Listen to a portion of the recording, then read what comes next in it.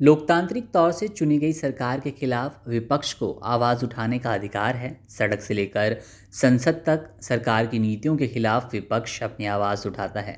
सदन के भीतर कई तरह से सरकार को घेरा जाता है, जिसमें से एक अविश्वास प्रस्ताव है। अविश्वास प्रस्ताव के जरिए विपक्ष यह संदेश देता है कि सरकार में लोगों का विश्वास नहीं रह गया। यहाँ इस बात की चर्चा इसलिए हो रही है क्योंकि कांग्रेस नरेंद्र मोदी सरकार के खिलाफ नो कॉन्फिडेंस नोटिस लेकर आई है। यहाँ हम इतिहास के झरोकों से बताएंगे कि आज़ाद भारत में कितनी दफ़ा सरकारों को अविश्वास मत का सामना करना पड़ा और नतीजा क्या रहा। साल था 1979 और देश के पीएम थे मोरारजी देसाई। उनके खिलाफ कांग्रेस की तरफ से नो कॉन्फिडेंस पेश किया गया।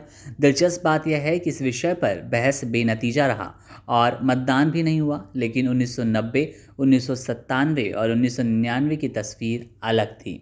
आज़ादी के बाद से अब तक 27 दफ़ा अविश्वास प्रस्ताव पेश किए जा चुके हैं।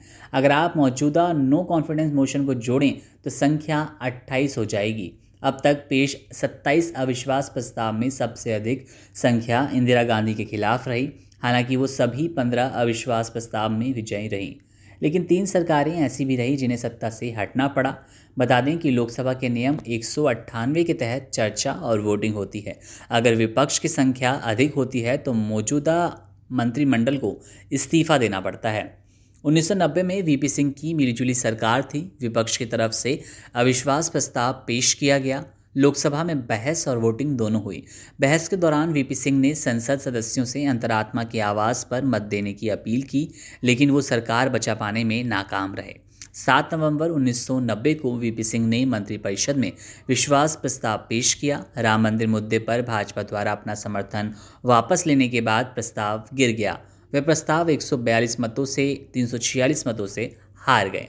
वीपी सिंह की सरकार के जाने के 7 साल बाद यानी कि 1997 में पीएम एचडी देवगौड़ा को भी अविश्वास का सामना करना पड़ा, लेकिन उनकी भी पराजय हुई। इसी तरह 1997 में एचडी देवगौड़ा सरकार 11 अप्रैल को विश्वास मत हार गई। देवगौड़ा की 10 महीने पुरानी गठबंधन सरकार गिर गई क्योंकि 292 सांसदों ने सरकार के खिलाफ मतदान किया, जबकि 158 सांसदों ने समर्थन किया। देवगौड़ा सरकार के पतन के बाद 1998 में अटल बिहारी वाजपेयी सरकार में आए और उन्होंने 1999 में नो कॉन्फिडेंस का सामना किया। उनकी सरकार महज 1 वोट की कमी से हार गई। कमी से उनकी सरकार गिरी। 1998 में सत्ता में आने के बाद अटल बिहारी वाजपेयी ने विश्वास प्रस्ताव पेश किया, जो 17 अप्रैल 1999 को अखिल भारतीय अन्ना द्रविड़ मुन्नेम करणनम यानी कि AIADMK की वापसी के कारण 1 वोट से हार का सामना करना पड़ा।